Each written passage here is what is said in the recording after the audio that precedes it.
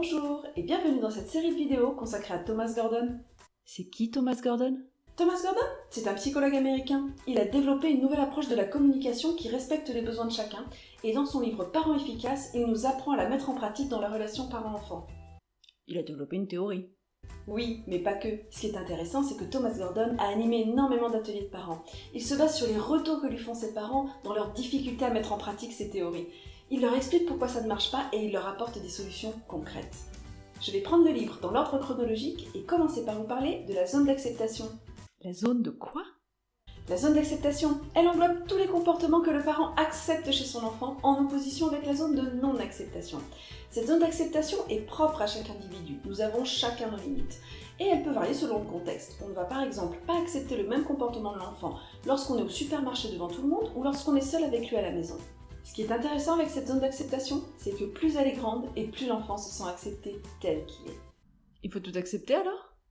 Non, surtout pas. On n'accepte pas tout. Ce serait même dangereux pour l'enfant. Imaginons qu'un bébé veuille traverser la route tout seul.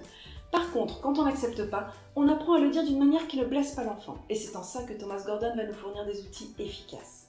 Maintenant, laissez-moi vous parler de la zone de fausse acceptation. On accepte ou pas? On accepte, mais pas vraiment. La zone de fausse acceptation, c'est cette zone où le parent, dans les faits, accepte le comportement de l'enfant, mais à l'intérieur de lui ne l'accepte pas. Pour illustrer, prenons un exemple. Un enfant ne veut pas aller se coucher. Le parent n'accepte pas ce comportement. Mais le parent, il se dit, ça va être une grosse crise. Il a envie d'éviter le conflit, alors le parent dit OK à l'enfant.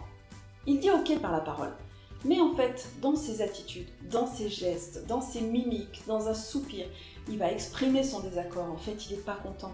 Et l'enfant, il perçoit très bien les signes non-verbaux de la communication et il perçoit très bien le désaccord du parent. Cette situation, elle place l'enfant dans un grand dilemme. D'un côté, il n'a pas envie d'aller se coucher, on lui dit d'accord. Et de l'autre côté, il voit très bien que son parent n'est pas d'accord et n'est pas content.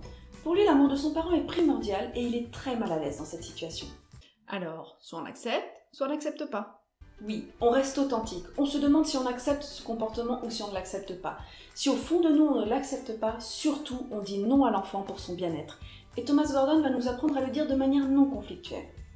C'est la fin de cette première vidéo. J'espère qu'elle vous a plu. Dans de prochaines vidéos, j'aimerais développer la théorie de Thomas Gordon et notamment vous parler de l'écoute active, des messages jeux, de la méthode sans perdant. Et dans d'autres vidéos encore, j'aimerais vous présenter d'autres auteurs qui se sont penchés sur la relation parent-enfant.